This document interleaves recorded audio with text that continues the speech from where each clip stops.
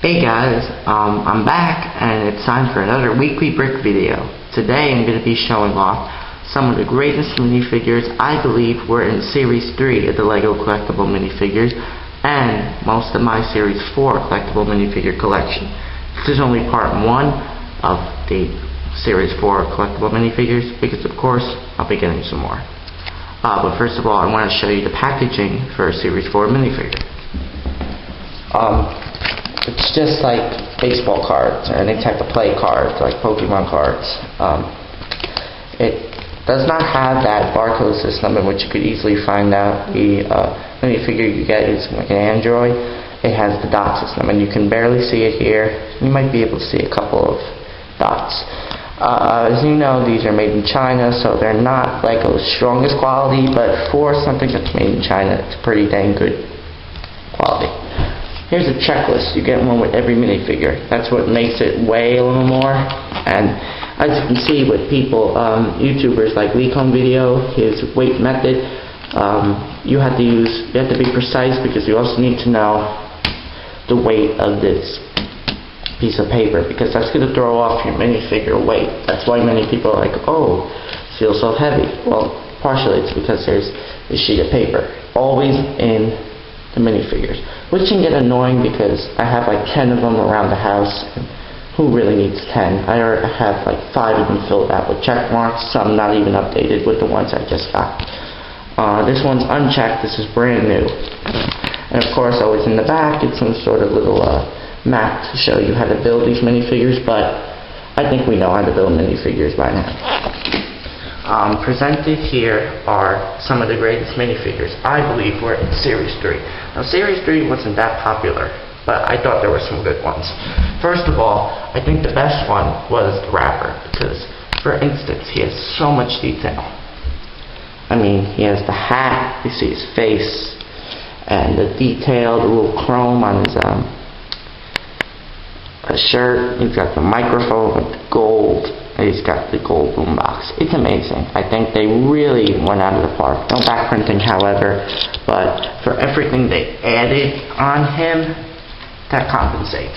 Now, the simplest one of the simplest ones, but I think is one of the better ones, is the pilot. And he's very cool because he's really based off of like those 20s pilot movies and everything, like Aviators. Don't like the goggles, however. They make it a little cartoonish, but we've had the issue before with LEGO. And he was the easiest to figure out you got because you could easily tell you had the backpack in the packaging. I remember that when I got him. He's the largest out of all, and he's got the most accessories, so it's easy to see that you got him because of all the accessories. The elf. And the elf's got the bow, he's got his shield with tons of detail. I mean, really, I didn't even think that was a piece from China. The hair, which is also used with the werewolf, which we will get to in a minute, and the cape. So it was easy to tell you got him, and he was a great minifigure. And the coolest one, probably, the most cartoonish and humorous one, is in fact the Gorilla Suit Man. Now, I'm not going to show you, but you probably know already. His head inside the guy's sweating from the gorilla suit. He's got the zipper in the back, and you can really see it here. I mean, it's really cool, and I thought he was just so humorous and cartoonish, it was laughable. He was one of the ones I really wanted to get. And finally, from the top 5 is the hula dancer. And the hula dancer is really cool. She's got her little hula skirt and the flower on her hair, and the 2 maracas, and the detail is great. Now we're going to go on to Series 4. And these are only a couple I got. I got them at Value Drugs. Actually, all these at Value Drugs at the local drugstore, and it's amazing that they have like 8 boxes of Series 4 minifigures. First of all, let's go with the Sailor. Now this is the Sailor. I think it's the coolest one because look at how much detail. I mean, he looks really like a sailor. He has his eye winked to look through the telescope, and he's got his little coat on the back, hoodie on the back, and he's got the ties. I mean, it's great. Nice, simple design, but really cool. Then you got the Geisha Girl, which I think is really cool because white head, white gloves, back printing, really cool. Then you got the soccer player. Soccer player is nice, however, he's not the best out of all of them because we've had this same statue over and over and over again. Award, back printing. That's the only thing I like about this is the minifigure. I think the reward was unnecessary. Garden gnome. He's not my favorite because we already got like a fisherman in Series 3, so why would we need a garden gnome? But he's cute. He's got the nice head and the beard, and he's got the small legs, which I think is pretty cute, but I think we've seen him already. Here is the rocker, and the rocker is awesome. I mean, he's got the rubbery hair that's pink, and the skull on his shirt with all the colors. It's a cracked skull, if you can see from here, and he's got his little guitar, and I think it's awesome. Newly added, just got it yesterday, is the Surfer Girl. And the Surfer Girl is simple but necessary to have in your collection because we had a Surfer Boy before. What about a Surfer Girl? I think we had the Surfer Boy in like Series 1 or 2. She's cool. Uses the same hair as the tennis player.